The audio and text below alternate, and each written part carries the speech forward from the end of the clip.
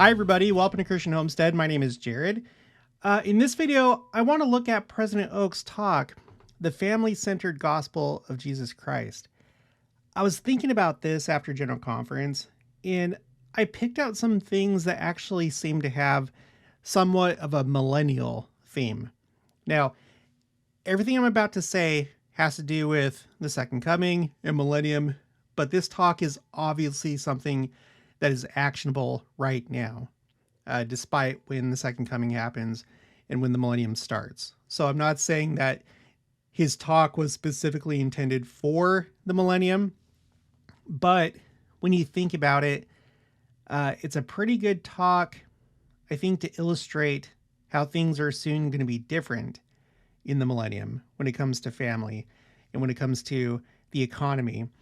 And the Lord likes to layer his messages.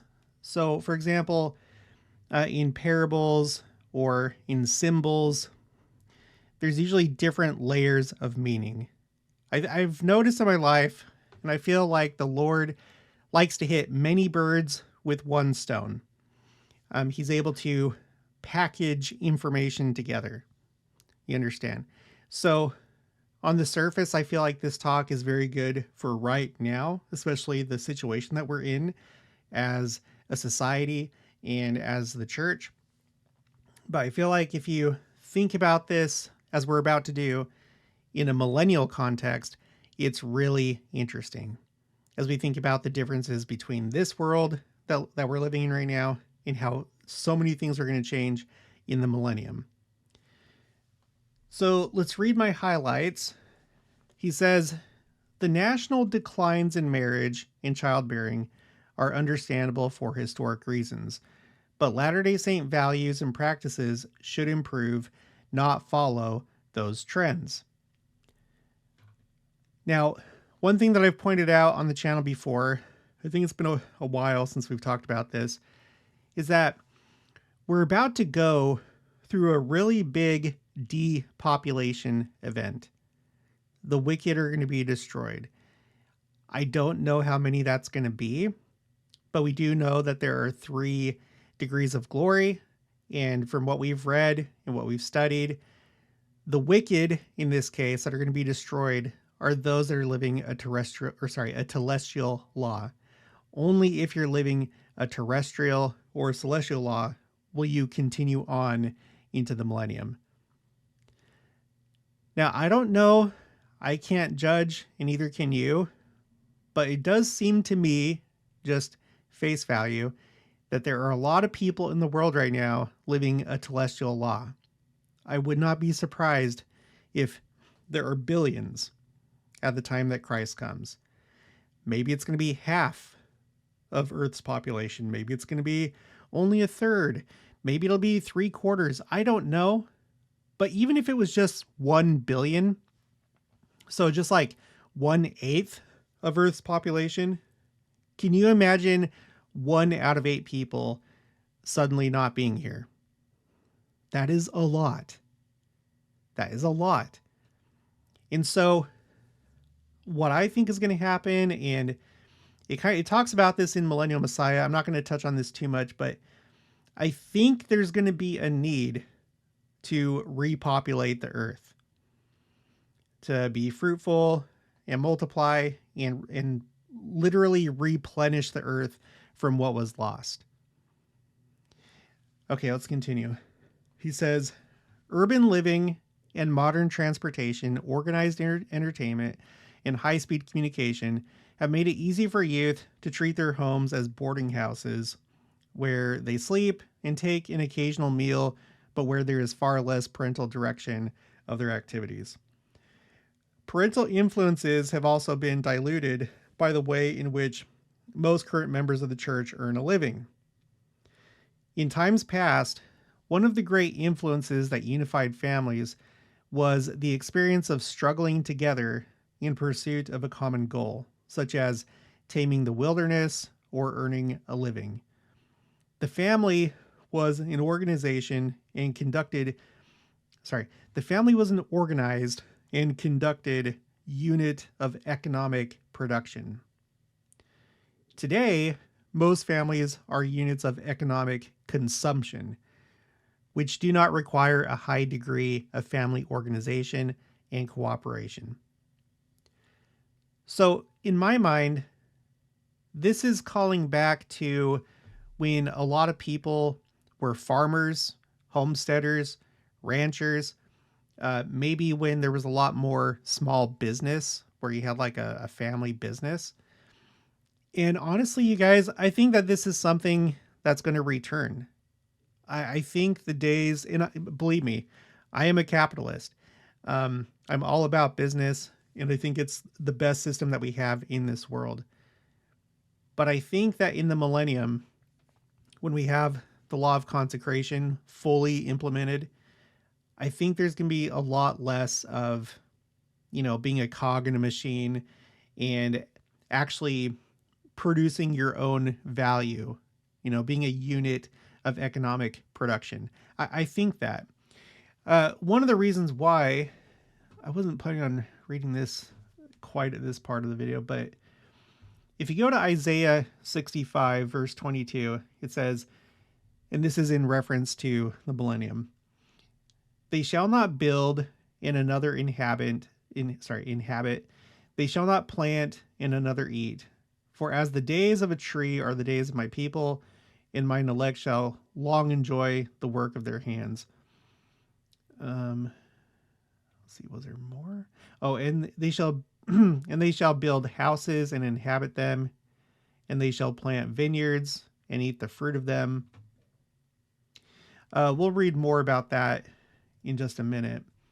In fact, President Heber C. Kimball kind of elaborates on that, which is why I have this highlighted. But I think there's going to be more of that kind of living, like how our families lived before the industrial age, I think. So this is going to be a big change if that's the case. The family staying at home, working at home, and also being educated at home. We're going to talk about that in a second. There's some pretty surprising things that have been said when it comes to education of the family, like secular education in the millennium. Okay, so I think this is interesting. Later on, he told this really sad story. But again, I think that this is something that a lot of people are going to be dealing with in the immediate aftermath of the second coming, when you have the wicked that are destroyed. Like when we think of the wicked also have families. They have husbands and wives and children and parents and so on and so forth. They're not like just isolated individuals. So when they're not here anymore, what do you think, what kind of needs do you think are going to arise when they're gone, especially those that are fathers and mothers? All right, he says, my father died when I was 7 years old. So my younger brother and sister and I were raised by a widowed mother. In the most difficult of situations, she pressed on. Later on, our doctrine and our belief in eternal families strengthen and bond us. I will never forget the promise of my maternal grandfather Harris when we children were living on his farm near Payson, Utah. He gave me the tragic news that my father had died in faraway Denver, Colorado. I ran into the bedroom and knelt beside the bed, crying my heart out. Grandpa followed me and went to his knees beside me and said, I will be your father. That tender promise is a powerful example of what grandparents can do to fill in the gaps when families lose or are missing a member. Parents, single or married, and others like grandparents who fill that role for children are the master teachers. It's not hard for me to imagine, you guys, that there's going to be a great need for people to be adopted, both children and adults. When I say adults, I mean being sealed to a new father, mother, or what have you. And then with children, in this life, to be brought into a family and raised. Sometimes it might be this, where you have a righteous mother and a wicked father, and he's the one that goes, or vice versa, or it could be both parents. I really think that this is going to be a reality in that initial part of the millennium. And I could see whenever the church publications come out and student manuals and come follow me and stuff like that, the church is going to address these type of needs. And they'd be able to go back to this talk in the October 2025 General Conference and use President Oak's grandfather as an example of somebody that stepped in and became a father to someone who was not his child. In this case, it was his grandchild, but you get what I'm saying? So that's kind of interesting. Let's move on. Okay, he says, families unite when they do meaningful things together. Family gardens build family relationships. Happy family experiences strengthen family ties. Camping, sports activities, and other recreation are especially valuable to bond families. Families should organize family reunions to remember ancestors, which lead to the temple. Parents should educate children in the basic skills of living, including working in the yard and home. Learning languages is a useful preparation for missionary service in modern life. It's interesting because I was talking to Caitlin with Anticipating Christ's Return, and she actually talked about this, how she wants to, as a family, like for 1 year, work on a language and then maybe travel somewhere and use that language. I hope she does it. Maybe we'll think about that too. I don't know, in my family. The teachers of these subjects can be parents or grandparents or members of the extended family. Families flourish when they learn as a group and counsel together on all matters of concern to the family and its members. Okay, so let's go to this really interesting, I guess you would call, yeah, that's an article. It says article right here. This really interesting article. This is on BYU Studies. Let me get rid of this. Moving Toward and Under the Law of Consecration. This is by President Alvin R. Dyer. He's the one that did all the stuff with the lands here in Missouri. It was under his leadership and under President McKay where the land at Adamonte was first purchased, and he helped to plan and build the Independence Visitor Center and beautify Far West and all that stuff. So take a look at this as we think about education in the millennium. Question: will there be a formal education system under the law of consecration, and what might it be like? How would one envision or describe it? Answer: in this regard, I suppose many have heard me talk about the city of the New Jerusalem and its temple complex composed of 24 temples, buildings which will house various orders of the priesthood. Now, I know I talk about this all the time, but for anyone that's new, if you go to the Joe Smith papers, you have the actual plan for the city of Zion, also known as New Jerusalem, here in Independence, Missouri.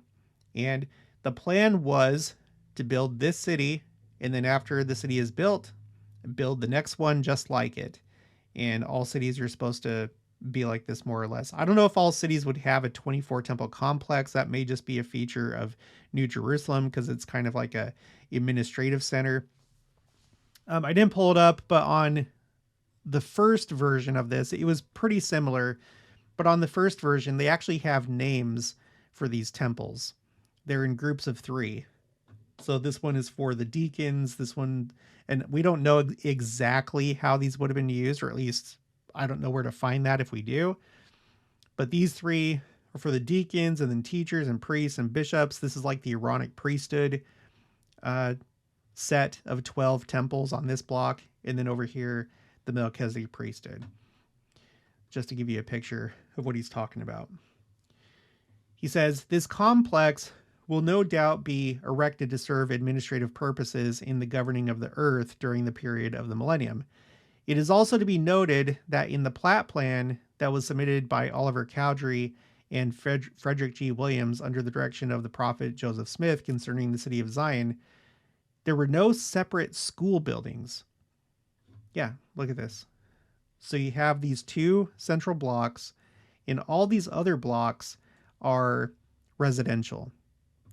I can't remember if it's like they're half-acre lots or something like that, but it's just residential, and then the temple's in the middle. Let's see. This means, and it is suggested too by other writings, that the schools will be in the temples. There are no separate places of worship either. So the temple becomes the house of worship, the school, and the temple. This is the facility through which the teacher will function in teaching the principles of the gospel, and also such things as will be will need to be taught during the period of the millennium. Now take a look at this as we think about the internet, because the internet was not around as we know it now. It was just like in the, if anything, it was in the very infancy when it was first created at the time that he said this. He says, now there will be a vast broadcasting system. 3 of the temples have been noted to be the media through which the laws will go forth into all quarters of the earth. And I don't know where he gets that from. I still haven't found that. It's not on the Joseph Smith papers. I might as well just pull it up now. Let's see. City plat, City of Zion, Joseph Smith. Let's see. I'm not looking for the revised. Okay, here's the first. Here's the first draft. Let's go over to page 1. So here's the original. North is actually, I think, this way, like that. So you see north right here.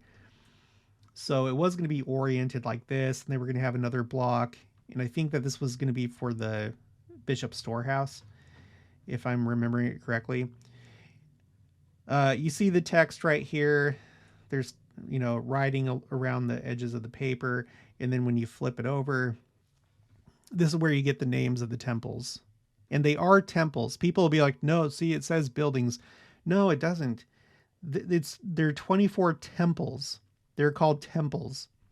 And they're not temples like what we use now. There probably would be a temple at least, like one at least, for the ordinances of salvation.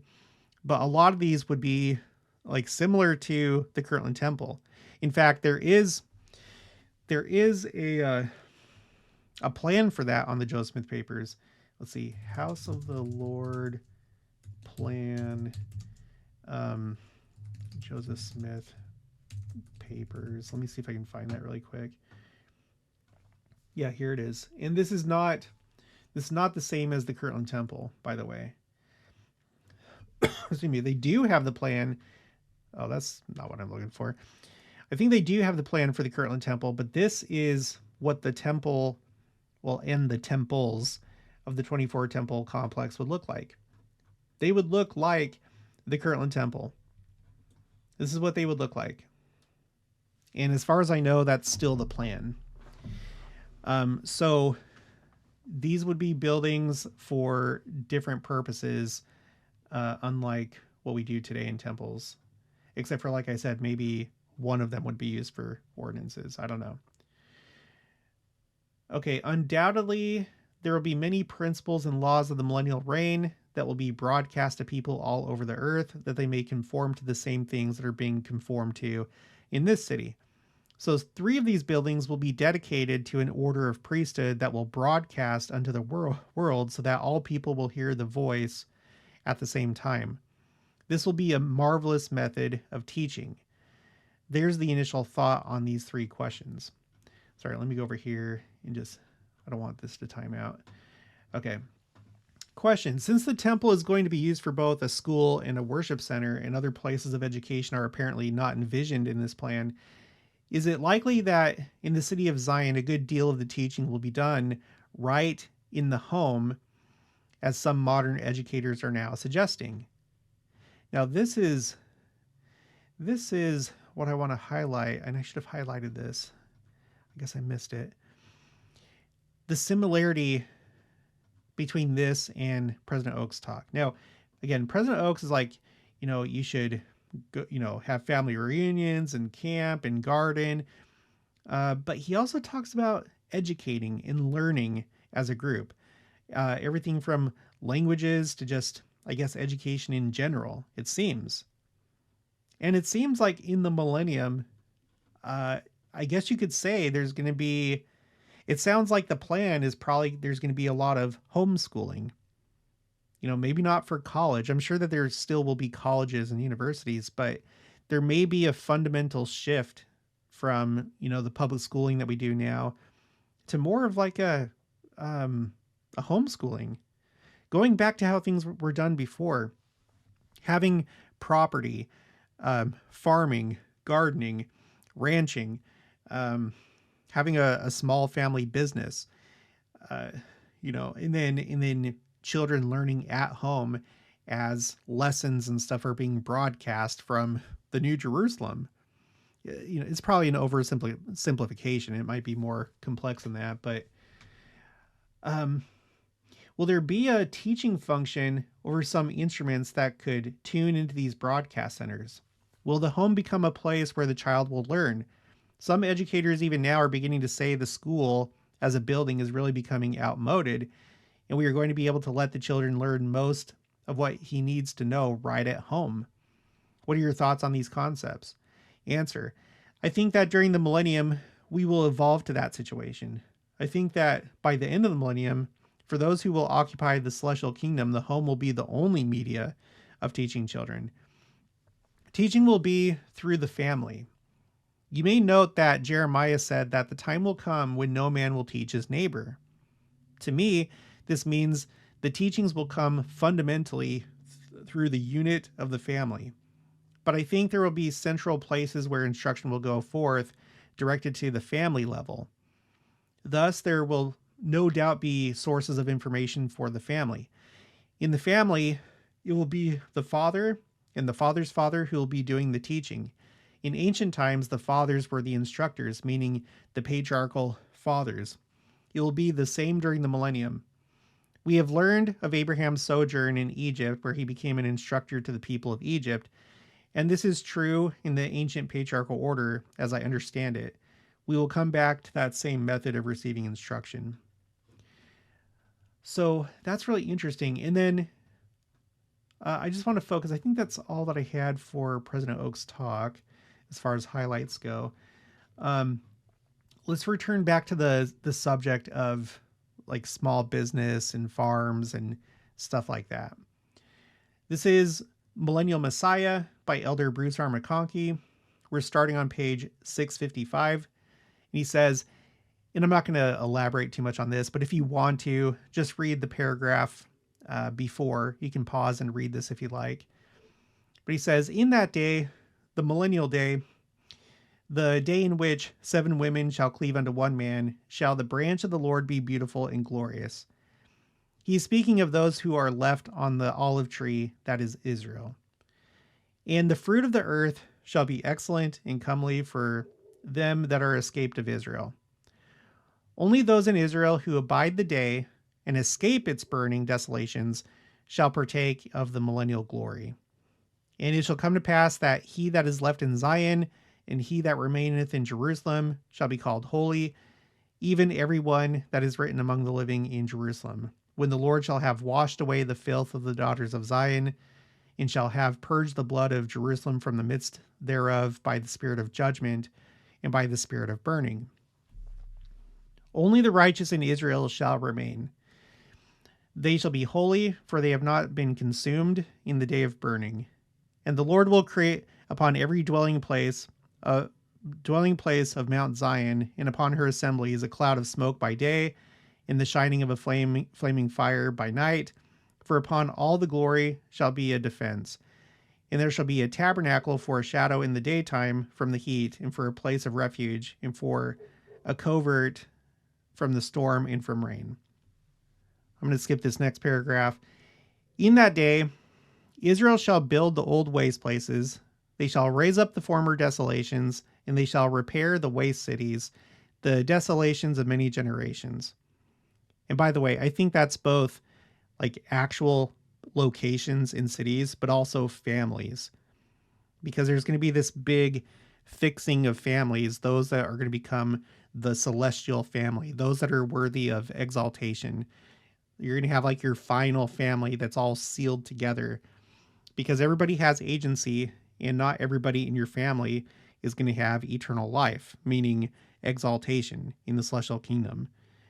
The old waste places, the gaps, the people that are not worthy of the celestial kingdom, it's all going to get filled in, and you'll have a final family.